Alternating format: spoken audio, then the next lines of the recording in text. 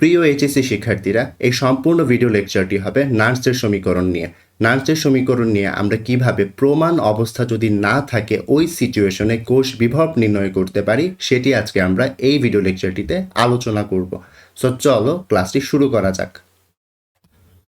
So এখানে প্রথমেই তোমরা দেখতে পাচ্ছ নার্সের সমীকরণের নিচে লেখা আছে কোষ বিভব নির্ণয় করা যায়, অর্থাৎ আমরা নার্সের সমীকরণ ব্যবহার করে কোষ বিভব নির্ণয় করতে পারবো। এখন কথা হচ্ছে কোষ বিভব কিভাবে নির্ণয় করা যায় তা কিন্তু আমরা গত লেকচারেই পড়ে এসেছি, রাইট? বাট এখানে কেন আমার আবার নার্সের সমীকরণ লাগবে, তাই তো? সো একটু খেয়াল করো, গত লেকচারে কিন্তু আমরা শিখেছি কিভাবে প্রমাণ কোষ বিভব নির্ণয় করতে হয়। প্রমাণ কোষ বিভব যেন কী ছিল? ইনট সেল ছিল, রাইট? সো ইনট সেল যখন আমরা বের করতাম তখন কিন্তু একটা কন্ডিশন ছিল। কন্ডিশনটা এমন ছিল যে তাপমাত্রা অবশ্যই 25 ডিগ্রি সেন্টিগ্রেড হতে হবে, চাপ হতে হবে 1 atm এবং যে তড়িৎ বিশ্লেষ্যটি ব্যবহার করা হচ্ছে তার ঘনমাত্রা হতে হবে 1 মোলার। ফর এক্সাম্পল, আমরা যখন গত ভিডিও লেকচারটিতে এরকম টাইপের ম্যাথ করেছিলাম তখন কিন্তু আমরা যখন প্রমাণ কোষ বিভব বের করেছিলাম ইনট সেল তখন ইউজ করেছিলাম অ্যানোডের জারণ বিভব প্লাস ক্যাথোডের বিজারণ বিভবের সূত্রটি। আমরা কিন্তু নার্সের ইকুয়েশন ইউজ করিনি। কেন ইউজ করিনি? কারণ আমাদেরকে তখন প্রমাণ কন্ডিশনে বের করতে বলা হয়েছিল প্রমাণ কোষ বিভব। বাট আজকে আমরা শিখব এই যে এখানে এই কন্ডিশনটি যদি না থাকে তখন প্রমাণ কোষ বিভব না বের করে কোষ বিভব বের করতে হয়, অর্থাৎ ই অফ সেল বের করতে হয়। তখন ইনট সেল আমরা বের করতে পারি না, তখন আমরা বের করি ই সেল। কখন আমরা ই সেল বের করব? যখন এই টেম্পারেচার, প্রেশার বা এই যে হচ্ছে এখানে ঘনমাত্রা দেওয়া আছে তার কোনো একটি জিনিস ডিফারেন্ট হয়ে যাবে।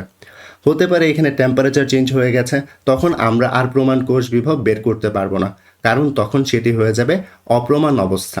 অন্যদিকে যদি এখানে চাপের চেঞ্জ হয়ে যায়, 1 atm থেকে একটু স্লাইটলি চেঞ্জ হয়ে যায়, তখনও কিন্তু আর সেটি প্রমাণ অবস্থা থাকছে না। সিমিলারলি তড়িৎ বিশ্লেষ্যের যদি ঘনমাত্রাও চেঞ্জ হয়ে যায় তখনও আর সেটা প্রমাণ অবস্থা থাকছে না। সো এখানে এই যে ডাটাগুলো রয়েছে, অর্থাৎ 25 ডিগ্রি সেন্টিগ্রেড, 1 atm চাপ, 1 মোলার ঘনমাত্রা, এগুলো যদি না থাকে, যে কোনো একটি যদি চেঞ্জ হয় তাহলে আমাদের কোষটি আর প্রমাণ অবস্থায় থাকবে না। তখন আমরা প্রমাণ কোষ বিভব বের করতে পারবো না। তখন আমাদের বের করতে হবে শুধুমাত্র কোষ বিভব, যাকে আমরা ই সেল দ্বারা প্রকাশ করি, রাইট? সো যেমন এখানে তুমি একটা এক্সাম্পল দেখতে পাচ্ছ, এখানে জিঙ্ক সালফেটের ঘনমাত্রা 2 মোলার দেওয়া রয়েছে এবং কপার সালফেটের ঘনমাত্রা 1 মোলার দেওয়া রয়েছে। তার মানে এখানে যেহেতু 2 মোলার রয়েছে এটি আর এখন আমাদের প্রমাণ কন্ডিশনে নেই। প্রমাণ কন্ডিশনে যেহেতু নেই তখন আমরা আর এভাবে ম্যাথ করতে পারবো না, তখন আমাদের ম্যাথ করতে হবে নার্সের ইকুয়েশন দিয়ে। আশা করি এতটুকু বুঝতে পেরেছ। তার মানে নার্সের ইকুয়েশন দিয়ে আমরা কখন কোষ বিভব বের করব? যখন এই কন্ডিশনের যে কোনো একটি, মিনিমাম একটি চেঞ্জ হয়ে যাবে। তো নার্সের ইকুয়েশন ইউজ করার আগে আমরা একটু কয়েকটি টার্ম সম্পর্কে আবার একটু রিক্যাপ করে নিই। যেমন সেটা হচ্ছে, এই অবস্থায় যখন আমাদের প্রমাণ অবস্থা থাকবে তখন আমরা যেন কী বের করতে পারবো? প্রমাণ কোষ বিভব। সো প্রমাণ কোষ বিভবকে কিন্তু আমরা ইনট সেল দিয়ে প্রকাশ করতে পারি। সো ইনট সেলের জায়গায় যদি কখনো তোমরা ক্লাসে দেখতে পাও যে প্রমাণ অবস্থায় তড়িৎচালক বল, আসলে এখানে একই জিনিস বলা হয়েছে। সো প্রমাণ কোষ বিভব যেই কথা, ইনট সেল যেই কথা, প্রমাণ অবস্থায় তড়িৎচালক বল একই কথা, এটা ডিফারেন্ট কিছু না। সো এগুলো দেখে শকড হবে না। এবং বলা যেতে পারে যে প্রমাণ অবস্থায় ইএমএফ বা ইলেকট্রোমোটিভ ফোর্সও যদি দেওয়া থাকে, আসলে একই জিনিস বলা হয়েছে। সো প্রমাণ অবস্থায় এই সকল জিনিস আসলে সবগুলোই একটি আরেকটির সমানই। বুঝতে পেরেছ? অর্থাৎ আমরা বলতে পারছি প্রমাণ কোষ বিভব যে কথা, ইনট সেল একই কথা, প্রমাণ অবস্থায় তড়িৎচালক বল একই কথা, প্রমাণ অবস্থায় ইএমএফ বা ইলেকট্রোমোটিভ ফোর্সও একই কথা। অন্যদিকে যখন কোনো একটি জিনিস ডিফারেন্ট হয়ে যায় এই যে প্রমাণ অবস্থা থেকে, তখন আমরা কি বের করতে পারি? কোষ বিভব, রাইট? কোষ বিভবকে ই সেল দ্বারা প্রকাশ করা হয়। ই সেলের পরিবর্তে আমরা তড়িৎচালক বলও বলতে পারি, আবার ইএমএফও বলতে পারি। সো আশা করি এই টার্মগুলো দেখলে তোমরা কখনোই একটু ঘাবড়িয়ে যাবে না। সো একই জিনিস আসলে। তো এবার আসি নার্সের সমীকরণে। নার্সের সমীকরণটি আসলে কি? নার্সের সমীকরণটি হচ্ছে এরকম যে E cell equals to E nought cell minus RT divided by N F ln, উপরে হবে উৎপাদ আয়নের ঘনমাত্রা। এই যে স্কোয়ার ব্র্যাকেট দেখতে পাচ্ছ, এই স্কোয়ার ব্র্যাকেট দিয়ে আসলে ঘনমাত্রা বোঝায়। সো উপরে বসবে হচ্ছে উৎপাদ আয়নের ঘনমাত্রা এবং নিচে বসবে হচ্ছে বিক্রিয়ক আয়নের ঘনমাত্রা। আর এখানে দেখতে পাচ্ছ উপরে এ লেখা আছে পাওয়ার হিসেবে, উৎপাদ আয়নের উপরে পাওয়ার হিসেবে এ লেখা আছে এবং বিক্রিয়ক আয়নের উপরে পাওয়ার হিসেবে বি লেখা আছে। এদের পরিচয় আসলে কি? সো সবগুলোই এখন আমরা একটা একটা করে লিখবো। সো আশা করি এই সমীকরণটি তোমরা বুঝতে পেরেছো। সো একটু লক্ষ্য করো, এইখানে একটু লক্ষ্য করো, এখানে কিন্তু ই নট সেল তোমাকে এখানেও বের করতে হচ্ছে, রাইট? সো এই ক্ষেত্রে নার্সের সমীকরণ যখন আমরা ইউজ করে ম্যাথ করব, সো আমরা যে প্রিভিয়াস ক্লাসে নট সেল বের করে এসেছি এতটুকু পার্ট আমাদের এই ক্লাস লেকচারটিতেও করতে হবে, কারণ নার্সের ইকুয়েশনে নট সেলের মান প্রয়োজন। সো আমাদের প্রত্যেকটি ম্যাথের জন্য আগে নট সেল আগের ভিডিওতে আমরা যেভাবে করে এসেছি ওভাবে প্রত্যেকটি ধাপ করতে হবে। সো এবার আসো এখানে কার কি পরিচয় সেগুলো আমরা জেনে নিই। ই সেল যেন কি ছিল? অপ্রমাণ অবস্থায় কোষ বিভব, এবং নট সেল ছিল প্রমাণ অবস্থায় কোষ বিভব। আর নট সেল আমরা কিভাবে বের করতাম? অ্যানোডের জারণ বিভব প্লাস ক্যাথোডের বিজারণ বিভব দিয়ে, রাইট? এবং এখানে আর এর কি পরিচয়? আর এর পরিচয় হচ্ছে সার্বজনীন মোলার গ্যাস ধ্রুবক, যার মান এসআই ইউনিটে হয় 8.314 জোল পার মোল পার ক্যালভিন। এবং এন হচ্ছে জারণ বিজারণ বিক্রিয়াতে স্থানান্তরিত ইলেকট্রন সংখ্যা। সো এখানে এন এর পরিচয়টা কি? এন হচ্ছে জারণ বিজারণ বিক্রিয়াতে স্থানান্তরিত ইলেকট্রনের সংখ্যা, অর্থাৎ এখানে কতটি ইলেকট্রন গৃহীত হয়েছে বা বর্জিত হয়েছে ওটির সংখ্যাই হচ্ছে এন, অর্থাৎ স্থানান্তরিত ইলেকট্রন সংখ্যা। এটি নিয়ে আমরা আসলে যখন বিক্রিয়া লিখব কোষ বিক্রিয়া তখনই বুঝে যাব। অন্যদিকে টি এর পরিচয় হচ্ছে তাপমাত্রা, আর এই তাপমাত্রাকে অবশ্যই আমাদেরকে ক্যালভিন স্কেলে নিতে হবে। এবং এফ এর পরিচয় কি? এফ এর পরিচয় হচ্ছে 1 ফ্যারাডে, যার মান আমরা কিন্তু অনেক আগে দেখে এসেছিলাম, তার মান ছিল 96,500 কুলম্বস। আশা করি বুঝতে পেরেছ। এবং এখানে এর পরিচয় কি? এ হচ্ছে উৎপাদ আয়নের মোল সংখ্যা এবং বি হচ্ছে বিক্রিয়ক আয়নের মোল সংখ্যা। সো এখানে তোমরা মোটামুটি সবই বুঝতে পেরেছ। তোমরা মেনলি হচ্ছে এখানে এর পরিচয় এবং এন এর যে পরিচয় সেটি ভালো করে পাচ্ছ না। এইগুলোর পরিচয় আমরা যখন কোষ বিক্রিয়া লিখব ম্যাথ করার টাইমে তখনই আমরা বলে দিব যে আসলে এ আর বি এবং এন দিয়ে অ্যাকচুয়ালি আমরা কি বুঝতে পারি, কেমন? সো চলো সরাসরি এখন একটা নার্সের সমীকরণ ব্যবহার করে আমরা একটি ম্যাথ করি। তো এখানে দেখতে পাচ্ছ 25 ডিগ্রি সেন্টিগ্রেড তাপমাত্রায় একটি তড়িৎ রাসায়নিক কোষ রাখা আছে, যেখানে ফেরাস সালফেটের ঘনমাত্রা হচ্ছে 1 মোলার এবং কপার সালফেটের ঘনমাত্রা হচ্ছে 2 মোলার। এখানে আমাকে জানতে চাওয়া হয়েছে কোষটির ইএমএফ বা ই অফ সেল বা তড়িৎ চালক বল কত। সো একটু লক্ষ্য করো, এখান থেকে আমরা দেখেই কিন্তু বুঝতে পারছি যে এই ম্যাথটি আমাকে অবশ্যই নার্সের ইকুয়েশন দিয়ে করতে হবে, কারণ এখানে দেখো যে ঘনমাত্রাটা চেঞ্জ হয়ে গেছে, তাই না? ঘনমাত্রা যদি 1 মোলার না থেকে চেঞ্জ হয়ে যায় তখন আমরা কি করতে পারবো? তখন আমরা নার্সের ইকুয়েশন ইউজ করতে হবে, রাইট? আর এখানে টেম্পারেচার 25 ডিগ্রি সেন্টিগ্রেড থাকলেও যদিও প্রমাণ অবস্থায় রয়েছে, বাট এখানে ঘনমাত্রা চেঞ্জ হওয়ার কারণে আমার সামগ্রিক যে তড়িৎ রাসায়নিক কোষটি রয়েছে সেটি এখন আর আগের মতো প্রমাণ অবস্থাতে নেই। আশা করি বুঝতে পেরেছ। সো এখানে দেখো কপারের জারণ বিভব দেওয়া রয়েছে এবং আয়রনের বিজারণ বিভব দেওয়া রয়েছে, রাইট? সো এই সকল ম্যাথের জন্য আমরা দেখে আসলাম নার্স ইকুয়েশন ব্যবহার করার আগে সবার আগে আমার যেটি বের করতে হয় সেটা হচ্ছে নট সেল, রাইট? সো আমরা গতানুগতিক ওয়েতে প্রিভিয়াস লেকচার সমূহতে যেভাবে নট সেল বের করে এসেছি, এখানে শুরুতে আমরা ফার্স্টে নট সেলের মান বের করে নেব, দেন আমরা নার্সের ইকুয়েশন ব্যবহার করে অপ্রমাণ অবস্থায় সেলের মান বের করব। সো প্রথমে চলো নট সেলের মান বের করি। সো নট সেলের মান বের করার জন্য প্রথমেই আমার অ্যানোড এবং ক্যাথোড শনাক্তকরণ করতে হয়, তাই না? সো এক্ষেত্রে যার জারণ মান বেশি হয় তাকে আমরা অ্যানোড বলতাম, রাইট? সো এক্ষেত্রে খেয়াল করো কপারের জারণ মান দেওয়া আছে এবং আয়রনের জারণ মান দেওয়া আছে। সো দেখেই বুঝতে পারছো যে এখানে আয়রনের জারণ মানটা বেশি। আমি বারবার জারণ মান বলছি, এটি আসলে আমি একটু ভুল বলছি, কারণ জারণ মান হবে না, এটা জারণ বিভব হবে।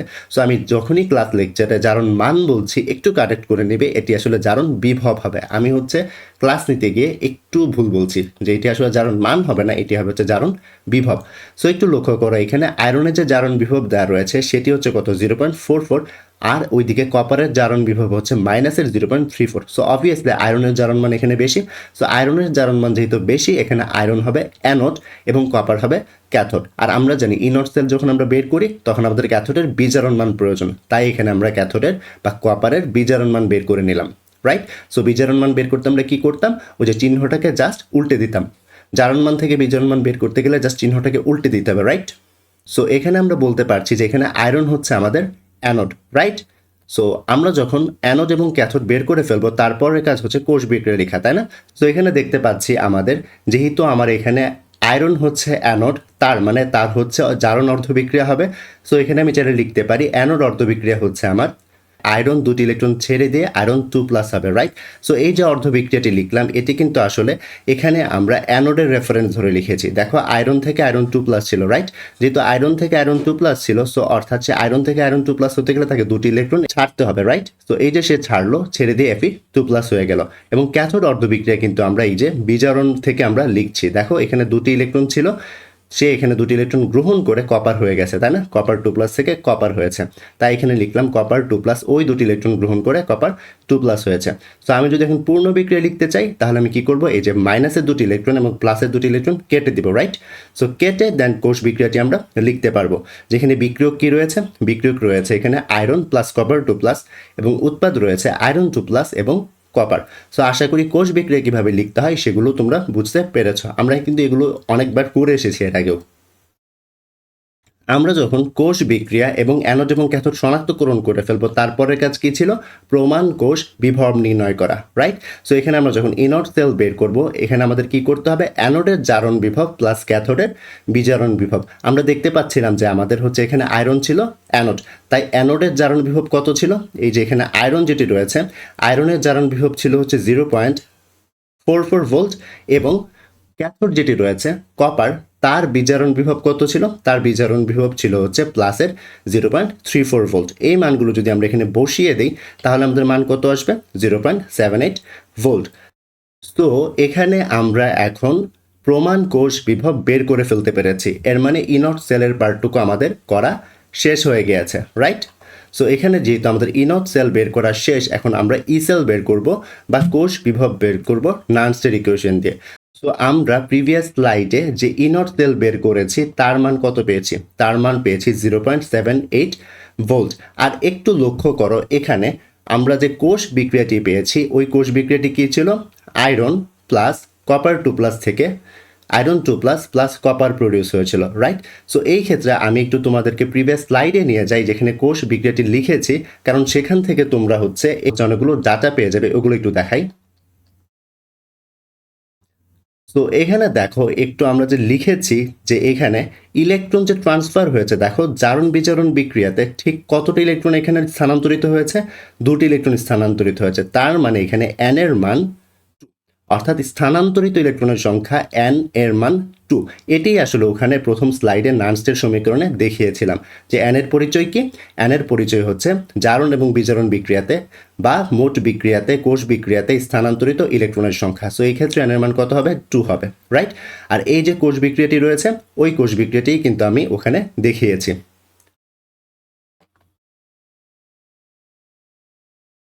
তো আমরা যেহেতু ইনট সেলের মান পেয়ে গেছি 0.78 ভোল্ট এবং কোষ বিক্রিয়াটি যেহেতু পেয়েছি এরকম, তো এখন আমরা চাইলে খুব ইজিলি কোষ বিভব বের করে নিতে পারি। সো একটু লক্ষ্য করো, কোষ বিভব যখন আমরা বের করব, ই সেল ইকুয়ালস টু এই যে ইনট সেলের ভ্যালু কত, 0.78 ভোল্ট লিখলাম। এবং আর এর তো একটা মুখস্থ মান রয়েছে যেটি হচ্ছে 8.314 এবং টি, যেহেতু আমার টি হচ্ছে ক্যালভিন তাপমাত্রায়, একটু লক্ষ্য করো এখানে আমার মান দেয়া আছে সেন্টিগ্রেড স্কেলে। সো আমরা জানি সেন্টিগ্রেড স্কেলের সাথে 273 যোগ করলে আমরা ক্যালভিন স্কেলে মান পেয়ে যাই তাপমাত্রার। সো এই ক্ষেত্রে টি এর মান আমরা 25-এর সাথে 273 যোগ করে 298 পেয়েছি, তাই এখানে 298 বসিয়েছি। এবং এন এর পরিচয় যেন কী ছিল, এন এর পরিচয় ছিল স্থানান্তরিত ইলেকট্রন সংখ্যা যার মান 2। আমি একটু আগে দেখিয়েছি ওই যে বিক্রিয়াতে স্লাইড চেঞ্জ করে সেটি। এবং এফ এর মান কি, এফ এর মান হচ্ছে ফ্যারাডে, 1 ফ্যারাডে, যার মান হচ্ছে 96,500, যেটি একটি ধ্রুবক। এবং লনের জায়গায় লন লিখলাম। এখন একটু খেয়াল করো এখানে উৎপাদ আয়ন এবং বিক্রিয়ক আয়ন বলতে আসলে আমরা কি বোঝাচ্ছি, এখানে এই কোষ বিক্রিয়া থেকে আসলে এই জিনিসটি ফিগার আউট করতে হবে।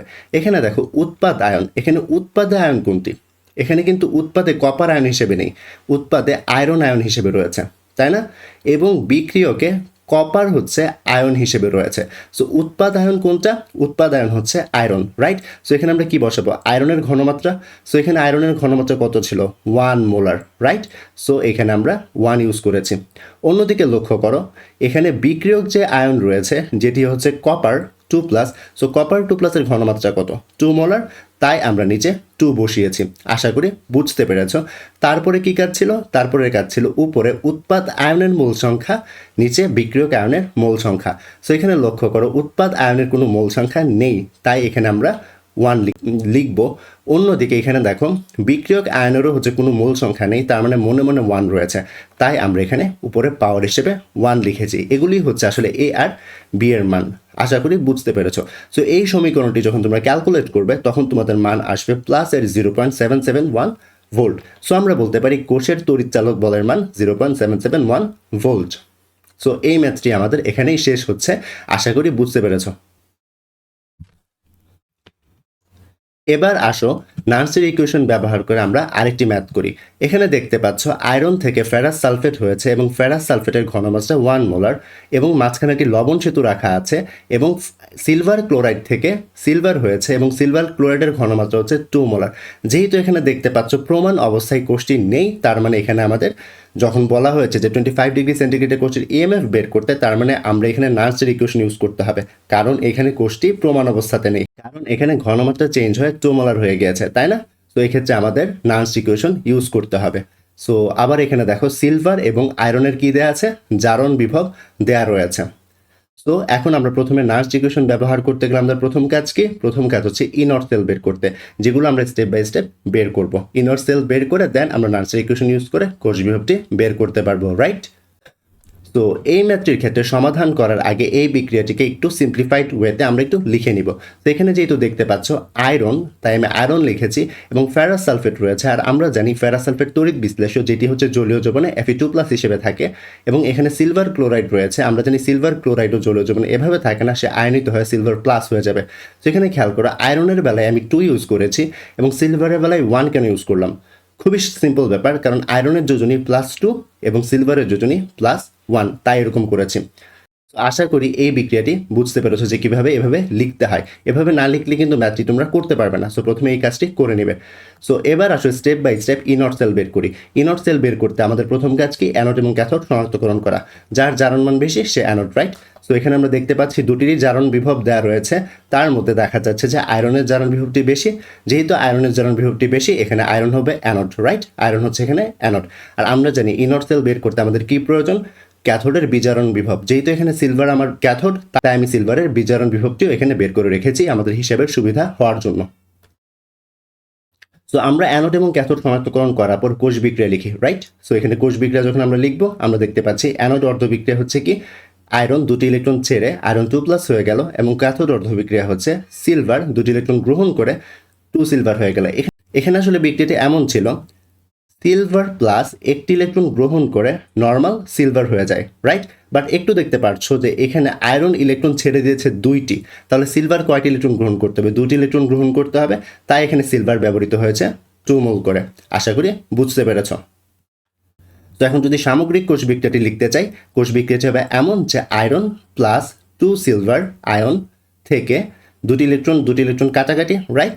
এবং এখানে আয়রন 2+ প্লাস 2টি সিলভার, নিউট্রাল সিলভার। আশা করি এতটুকু বুঝতে পেরেছ।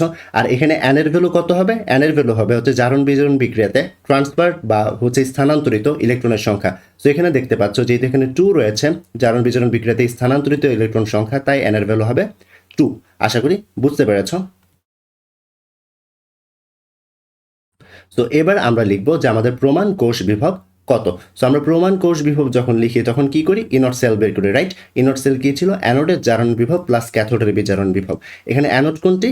অ্যানোড হচ্ছে আমার আয়রন, তাই এখানে অ্যানোডের জারণ বিভব দেওয়া আছে প্লাসের 0.44 ভোল্ট, এবং ক্যাথোডের যে বিজারণ বিভব সেটি দেওয়া আছে হচ্ছে এখানে প্লাসের 0.80 ভোল্ট। আচ্ছা, এখানে একটি ভুল ছিল, আমি খেয়াল করিনি, সেটি হচ্ছে এখানে প্লাস হবে না। তোমরা জানো যে এখানে প্লাস হবে না, কারণ এটা বিজারণ বিভব। সো বিজারণ বিভব লেখার টাইমে আমরা আগে আয়ন লিখি, দেন ধাতু লিখি, রাইট? সো এখানে প্লাস হবে না, সো তাহলে এটি বিজারণ বিভব হচ্ছে। সো এখানে আমরা কি লিখবো? যে অ্যানোডের জারণ বিভব হচ্ছে প্লাসের 0.44 ভোল্ট এবং ক্যাথোডের বিজারণ বিভব কত? প্লাসের 0.80 ভোল্ট। হিসাব করলে 1.2 ভোল্ট আসবে। তার মানে ইনর সেলের ভ্যালু কত পেয়েছি? 1.24 ভোল্ট। যেহেতু আমরা ইনর সেল বা প্রমাণ কোষ বিভব বের করে ফেলেছি, এখন আমরা নার্সের ইকুয়েশন ইউজ করে কোষ বিভব নির্ণয় করব। সো আমরা জানি কোষ বিভব E cell equals to E nought cell minus RT divided by NF ln উৎপাদের আয়নের ঘনমাত্রা টু দি পাওয়ার উৎপাদ আয়নের মোল সংখ্যা বিক্রিয়ক আয়নের ঘনমাত্রা টু দি পাওয়ার বিক্রিয়ক আয়নের মোল সংখ্যা। সো এখানে একটু খেয়াল করো, ইনট সেলের মান কিন্তু আমরা প্রিভিয়াস স্লাইডেই পেয়েছি, যেটি হচ্ছে 1.24 ভোল্ট, এবং কোষ বিক্রিয়াটি সামগ্রিক যে কোষ বিক্রিয়াটি ছিল এটি ছিল এরকম যে আয়রন প্লাস 2 সিলভার আয়ন থেকে iron 2 plus plus 2 silver, right? So এখানে একটু আমরা যদি লিখতে চাই, এখন এই মানগুলো এখানে বসাতে চাই, তাহলে আমরা কি করতে পারবো? আমরা এভাবে লিখতে পারবো যে ইনট সেলের মান যেহেতু আমার 1.24 এসেছে, আমি 1.24 বসিয়ে দেবো, মাইনাস আর এর ভ্যালু তো আমরা জানি, আর এর ভ্যালু কত 1.314 বসিয়ে দিলাম, টেম্পারেচার যেহেতু 25 ডিগ্রি সেন্টিগ্রেড, তার মানে ক্যালভিন স্কেলে নিলে 298, অর্থাৎ 273 দ্বারা যোগ করা হয়েছে। এবং এন এর ভ্যালু কি, যতটি ইলেকট্রন স্থানান্তরিত হয়েছে, এখানে যেহেতু দুটি ইলেকট্রন স্থানান্তরিত হয়েছে তাই 2 লিখেছি, এবং এফ কত, এফ হচ্ছে 96,500, যেটি হচ্ছে আমাদের একটি ধ্রুবমান। সো লনের জায়গায় লন লিখলাম। এখানে একটু খেয়াল করো উৎপাদ আয়নের ঘনমাত্রা, উৎপাদ আয়ন জন্য কি, এখানে খেয়াল করো উৎপাদ আয়ন হচ্ছে আয়রন এবং বিক্রিয়ক আয়ন হচ্ছে সিলভার। উৎপাদ আয়নের ঘনমাত্রা কিন্তু এখানে দেওয়া হচ্ছে 1 মোলার, তাই 1 বসিয়েছি এখানে। এবং এখানে দেখো বিক্রিয়ক আয়ন কি, বিক্রিয়ক আয়ন হচ্ছে সিলভার, তাই আমি সিলভারের ঘনমাত্রা যেহেতু দেখুন 2 মোলার, তাই নিচে আমি 2 মোলার বসিয়েছি। তারপর এই যে এ এবং বি, এর পরিচয় কি ছিল? এর পরিচয় ছিল সে হচ্ছে উৎপাদ আয়নের মোল সংখ্যা, যেহেতু এখানে উৎপাদ আয়নের সাথে কিছু নেই, তার মানে সে 1 মোল রয়েছে। আর বি কি ছিল? বিক্রিয়ক আয়নের মোল সংখ্যা, যেহেতু এখানে বিক্রিয়ক আয়নের সাথে 2 রয়েছে, তাই আমরা পাওয়ার হিসেবে 2 বসাবো। সো এই লাইনটি যখন তোমরা ক্যালকুলেট করবে, হিসাব করলে পাবে 1.180 ভোল্ট। সো আমরা বলতে পারি এই ক্ষেত্রে আমার কোষের তড়িৎচালক বলের মান হবে 1.180 ভোল্ট। আশা করি নার্সের ইকুয়েশন ইউজ করে কিভাবে কোষ বিভব বের করতে হয় অপ্রমাণ অবস্থায় তা তোমরা বুঝতে পেরেছ। তো আজকের ক্লাসটি এতটুকুই। ধন্যবাদ সবাইকে ভিডিওটি মনোযোগ সহকারে শেষ পর্যন্ত দেখার জন্য।